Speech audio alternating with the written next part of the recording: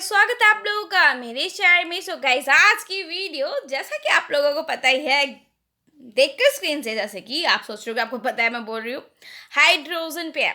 मतलब कि green hydrogens पे जो रिन्यूएबल एनर्जी सोर्सेज जैसे कि सोलर और विंड एनर्जी से पानी मतलब H2O, आप समझ के होगे, का इलेक्ट्रोलाइज करके बनाया जाता है। कई 2030 से लेकर 2050 के बीच में भारत और दुनिया के लिए बहुत महत्वपूर्ण रोल अदा कर सकता है। आइडेंस का विकास और एडॉप्शन कई महत्वपूर्ण क्षेत्रों को प्रभावित भी करेगा। जैसा कि मैं आपको मोटा मोटा एनर्जी सिक्योरिटी सस्टेनेबिलिटी के लिए बताऊं, तो भारत जैसे देश के लिए जो अपनी ऊर्जा की आवश्यकताओं के लिए काफ़ी हद तक इंपोर्ट पे निर्भर है, एंड ग्रीन हाइड्रोजन एक सिग्निफिकेंट एनर्जी सिक्योरिटी सॉल्यूशन बन सकता है। रिन्यूएबल एनर्जी के सोर्सेज पर आधारित होने के कारण ये एक सस्टेनेबल और इन्वायरमेंटल फ्रेंडली ऑप्शन है। ठीक है, अब देखिए, अब बात करते हैं इंडस्ट्रियल एप्लीकेशंस की। तो ग्रीन हाइड्रोजन को स्टील प्रोडक्शन, रिफाइनरीज और केमिकल इंडस्ट्रीज में फीड स्टॉक के रूप में उस यूज किया जा सकता है। यदि ये सेक्टर्स फॉसिल फ्यूल हो गया की जगह ग्रीन हाइड्रोजन को अडॉप्ट करते हैं तो कार्बन एमिशंस में सिग्निफिकेंट कमी आएगी। ठीक है, ट्रांसपोर्टेशन सेक्टर की बात करूं तो hydrogen fuel cells electric vehicle और पब्लिक ट्रांसपोर्ट में डीजल और पेट्रोल का अल्टरनेटिव बन सकता है। गाइस, अगर वहीं बात की जाए कि 2030 से 50 के बीच में भारत में इलेक्ट्रिक व्हीकल मतलब ईवीज और हाइड्रोजन पावर्ड व्हीकल के एडॉप्शन में बढ़ोतरी होने की संभावना है, जो पॉल्यूशन और ऑयल इंपोर्ट बिल्स को कम कर सकता है। इस पावर जनरेशन में हाइड्रोजन का क्या रोल है? ग्रीन हाइड्रोजन का देखिए, रिन्यूएबल एनर्जी के इंटरमिटेंसी इश्यूज को एड्रेस करने के लिए ग्रीन हाइड्रोजन को एनर्जी स्टोरेज के रूप में भी यूज़ किया जा सकता है। सरप्लस रिन्यूएबल एनर्जी को हाइड्रोजन में कन्वर्ट करके स्टोर भी किया जा सकता है, और जब ज़रूरत हो तो टैप इलेक्ट्रिसिटी जनरेट करने के लिए यूज़ किया जा सकता है। गाइस, अगर मैं वहीं गवर्नमेंट पॉलिसीज और इन्वेस्टमेंट्स की बात करूं तो भारत सरकार ने ग्रीन हाइड्रोजन के लिए नेशनल हाइड्रोजन मिशन लॉन्च किया है, जो इसके प्रोडक्शन और यूज़ को बढ़ावा देने के लिए नई पॉलिसीज और इंसेंटिव्स प्रोवाइड करती है। गवर्नमेंट का लक्ष्य है कि 2030 तक 5 मिलियन टन, मतलब जिसको आप क्या बोलोगे, MMMT, मतलब लाइक MMMT ग्रीन हाइड्रोजन का प्रोडक्शन हो। आने वाले दशकों में इन पॉलिसीज के चलते ग्रीन हाइड्रोजन का विकास तेजी से होगा। कैसे कि ग्रोथ प्रोजेक्शंस के तौर पे अगर ग्रीन हाइड्रोजन की बात की जाए ना, तो जैसे कि ब्लूमबर्ग है, जो एनर्जी फाइनेंस है, उसके अनुसार 2050 तक green hydrogen global energy mix का सिग्निफिकेंट पार्ट बन सकता है। एंड अगर IEA की बात करूँ, जो इंटरनेशनल एनर्जी एजेंसी है, उनका मानना है कि मतलब उन्होंने भी ग्रीन हाइड्रोजन को एनर्जी ट्रांजिशन के एक मेजर पिलर के रूप में देखा है, और 2050 तक इसकी लार्ज स्केल अडॉप्शन की संभावना व्यक्त की है। किस इंडिया हाइड्रोजन अलायंस, जो कि H2A के मुताबिक 2030 तक भारत के हाइड्रोजन इकोनॉमिक में $44 बिलियन की इन्वेस्टमेंट हो सकती है। ठीक है, एंड वहीं देखिए कि अनुमान लगाया जा रहा है, और इसके बाद रैपिड एक्सपेंशन देखने को भी मिलेगा। गाइस, ग्रीन हाइड्रोजन 2030 से अगर बोला जाए 2050 के दौरान भारत की एनर्जी लैंडस्केप को ट्रांसफॉर्म करने में एक पाइवोटल रोल अदा करेगा। इंडस्ट्रियल अगर डीकार्बनाइजेशन, सस्टेनेबल ट्रांसपोर्टेशन और एनर्जी स्टोरेज सॉल्यूशंस के लिए इसका उपयोग देश को एनर्जी सिक्योरिटी और क्लाइमेट गोल्स अचीव करने में मदद करेगा। Guys, government policies, technologies advancement और इन्वेस्टमेंट इस सेक्टर की ग्रोथ को एक्सेलरेट करने में महत्वपूर्ण योगदान देंगे। ठीक है, ये चीज़ें आपको आई होप क्लियर हो गई होंगी। गाइस, अगर अब देखिए, मोटा मोटा को मैंने ग्रीन हाइड्रोजन का बता दिया कि अभी आने वाले 5 साल तक और आने वाले आगे 10 साल तक इसका एक फ्यूचर बहुत तगड़ा ब्राइट है।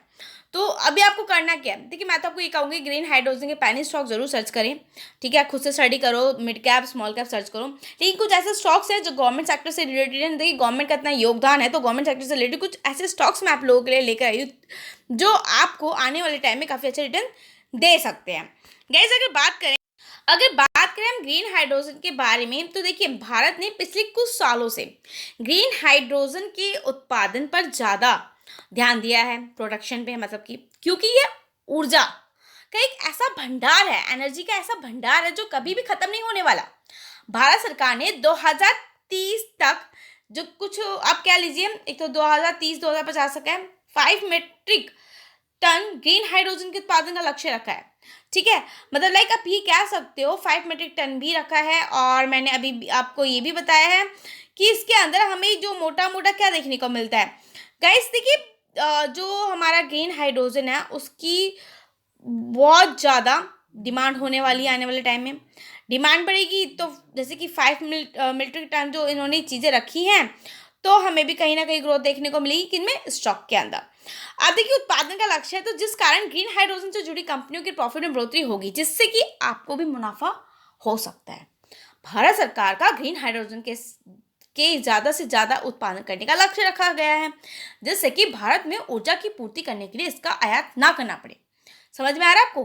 2047 से तक भारत सरकार ने ग्रीन हाइड्रोजन के उत्पादन और भंडार में भारत को आत्मनिर्भर बनाने का लक्ष्य रखा है। 2050 तक कार्बन मुक्त ऊर्जा उत्पादन का लक्ष्य रखा गया है। गाइस आज की इस वीडियो में आपको ग्रीन हाइड्रोजन से जुड़े शेयरों के बारे में मैं बताने जा रही हूँ। तो आपको क्या करना है, कुछ मेहनत नहीं करनी, बस इन स्टॉक के बारे में बताऊंगी, थोड़ा सा आपको खुद से भी स्टडी करना है, ठीक है। छोटी सी वीडियो है, आप लोगों को ग्रीन हाइड्रोजन के बारे में मैंने पूरा समझा दिया कि उसका फ्यूचर क्यों ब्राइट है। सबसे पहली कंपनी आती है एनटीपीसी। एनटीपीसी देख लो आज के दिन तेजी है 1.23% की, एंड अगर आप देखोगे मार्केट कैप 3 लाख करोड़ का। देखिए लास्ट कैप है, मैं ये नहीं कह रही, लेकिन पी रेशो बहुत कम है। एंड अगर आप देखोगे मैक्सिमम इसने अभी तक, मतलब लाइक आप ये कह सकते हो 450% तक का रिटर्न दिया, और आने वाले 5 साल में अभी आप इससे 500% की और उम्मीद करके चल सकते हैं आने वाले 5 से 10 साल के लिए, ठीक है। हाई इसने 393 बनाया और लोज का 183 है। गाइस अब मैं आपको बता दूं, एनटीपीसी यह भारत की सबसे बड़ी बिजली उत्पादक और बेचने वाली कंपनी है। एनटीपीसी कंपनी के पास करंट में 27 कोयला प्लांट है और 15 बड़े सोलर प्लांट है, गैस ऊर्जा स्टेशन है, 1 हाइड्रोजन ऊर्जा उत्पादन संयंत्र है, एंड एक सब हाइड्रो स्टेशन भी है। एनटीपीसी जल्द ही एनटीपीसी ग्रीन कंपनी को भी शेयर बाजार की लिस्ट करने वाली है। मतलब एनटीपीसी ग्रीन कंपनी आने वाली है जो कि इसकी सहायक कंपनी के रूप में काम करेगी, मतलब सब्सिडी कंपनी के रूप में। एंड एनटीपीसी ने अगर देखोगे तो एक साल के अंदर 94% तक का रिटर्न दिया है। हुई ना कहीं सी कंपनी अच्छी। अब तो आपको समझ में आ गया होगा मैंने आपको क्यों ये बात बोली कि एनटीपीसी भी एक आप डाटा लेवल पे लेकर चल सकते हो। गाइस वहीं अगर बात की जाए मोटा मोटा, नेक्स्ट कंपनी ओएनजीसी है, जिसको आप oil and natural gas corporation के नाम से जानते हो। इसमें भी आज के दिन देखो 0.24% की तेजी, ये न्यूज़ के रिलेटेड है। आज इनमें क्यों तेजी है, इसी वजह से तेजी है, 272 पे देखने को मिल रहा है। मार्केट कैप 3 लाख करोड़ का है। गाइस अगर आप देखोगे मैक्सिमम इसने 1100% तक का रिटर्न दिया है, एंड इसका हाई 292 है और लो 155 है। ये गाइस ये भारत की भी सबसे बड़ी क्रूड ऑयल और गैस उत्पादित करने वाली कंपनी है। इसके साथ ये बिजली उत्पादन का भी काम करती है। करंट में ग्रीन हाइड्रोजन ऊर्जा उत्पादन में ओएनजीसी की हिस्सेदारी 22% की है, जिस कंपनी ने 2030 तक 27% तक का लक्ष्य रखा है। मतलब 2030 तक इनका हिस्सेदारी 27% की हो जाएगी, जिस कारण से ओएनजीसी के शेयरों में तेजी देखने को मिल सकती है। अगर मैं बताऊँ ना, साल भर में इसने 73% तक का रिटर्न दिया है। हो ना गाइज, ये स्टॉक भी काफ़ी ज़्यादा अच्छा, तो थोड़ा सा इसको भी डेटा लेवल पे लेकर चलो। गाइज वही नेक्स्ट कंपनी अगर बात की जाए तो गेल है। गेल में आज थोड़ा सा दबाव है 0.79% का, आप कह सकते हो प्रॉफिट बुकिंग आ चुकी है, क्योंकि काफ़ी ज़्यादा उछला था, फिर यहाँ से प्रॉफिट बुकिंग आई है। गैप थोड़ा सा 219 पे ओपनिंग देखने को मिली। अगर आप देखोगे यहाँ पर ओपन 219.80 पैसे और हाई भी 219 रुपये बनाया। गाइज 0.79% की गिरावट है। मार्केट कैप की बात की जाए तो 1 लाख करोड़ का मार्केट कैप है। मैक्सिमम देखा जाए तो 2500% तक का रिटर्न दिया है कंपनी ने। है 2001 के अंदर आई थी 8 रुपये के प्राइस में, 233 का इसका 52 वीक हाई है और लो 103 है। गैस वैसे तो ये ओएनजीसी के अधीन ही काम करती है, लेकिन इसका मुख्य बिजली प्रोडक्शन स्रोत ग्रीन हाइड्रोजन ही है।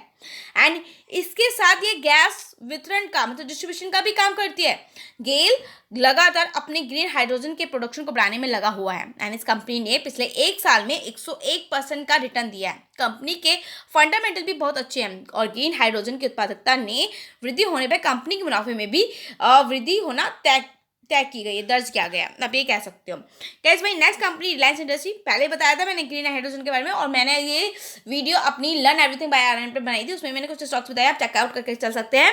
गाइस 0.97% की इसमें गिरावट है। क्यों? क्योंकि इसमें आप देखोगे काफ़ी अच्छी गैप ऑफ ओपनिंग देखने को मिली है। देन उसके बाद इधर आगे प्रॉफिट बुकिंग। गाइस अगर आप देखोगे इसका मार्केट कैप कितना आपको तो पता ही है, तो लार्ज कैप है 19 लाख करोड़ की है। इसने हाई 3029 बनाया, लो 2220 देखने को मिलता है, मैक्सिमम 2002 में आई थी और 5400% तक का रिटर्न दे चुकी है। यह भारत की ग्रीन हाइड्रोजन बनाने वाली सबसे अग्रणी कंपनी है। रिलायंस इंडस्ट्रीज 2030 तक सौर ऊर्जा और पवन ऊर्जा से ग्रीन हाइड्रोजन ऊर्जा बनाने के लिए 75,000 करोड़ का निवेश करने वाली है। इसी के साथ कंपनी गुजरात में 1 गीगावाट का ग्रीन हाइड्रोजन प्लांट लगा रही है।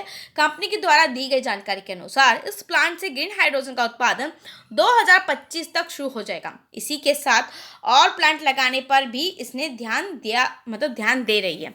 तो गाइज हुए ना ग्रीन हाइड्रोजन का सेक्टर ब्राइट। आप छोड़ो यार, रेलवे अगर आपके हाथ से निकल गया, डिफेंस आपके हाथ से निकल गया, इंफ्रा निकल गया, लेकिन कुछ सेक्टर्स अभी भी बाकी हैं जिसमें अभी भी आपको बूस्ट देखने को मिल सकता है। देखिए अभी आगे देखोगे ना, रिसेंट में डिफेंस बड़ा फायर कर रहा है, ठीक है, रेलवे भी कहीं ना कहीं साइड पे चल रहा है, लेकिन आपको इंफ्रा में इतना बूस्ट देखने को नहीं मिल रहा होगा। अब देखिए एथेनॉल आ गया, एथेनॉल की कंपनियों में काफ़ी अच्छा बूस्ट देखने को मिला है। अब धीरे धीरे सेमीकंडक्टर आएगा, फिर आपका वाटर सेक्टर आएगा, देन आपका ग्रीन हाइड्रोजन सेक्टर चल रहा है, रिन्यूएबल एनर्जी सेक्टर चलेगा। तो मैं आपको यही कहूँगी इससे रिलेटेड कंपनियों पर जरूर ध्यान दें, क्योंकि कब किस में मूवमेंट आ जाए और कब आपको अच्छी प्राइस में वो मिल रहा हो तो वो आपके हाथ से मिस हो सकता है। बाकी गाइस वीडियो अगर हेल्पफुल लगे तो प्लीज़ उसको लाइक करें, सब्सक्राइब चैनल को जरूर सब्सक्राइब करें। एंड कुछ भी कमेंट, आपको कुछ भी नॉलेज चाहिए तो आप मुझे कमेंट कर सकते हैं। एंड बेल आइकन को प्रेस करना मत भूलिएगा आगे की वीडियो के लिए, आगे की नोटिफिकेशन के। So good bye guys, thank you, मिलेंगे नेक्स्ट वीडियो में।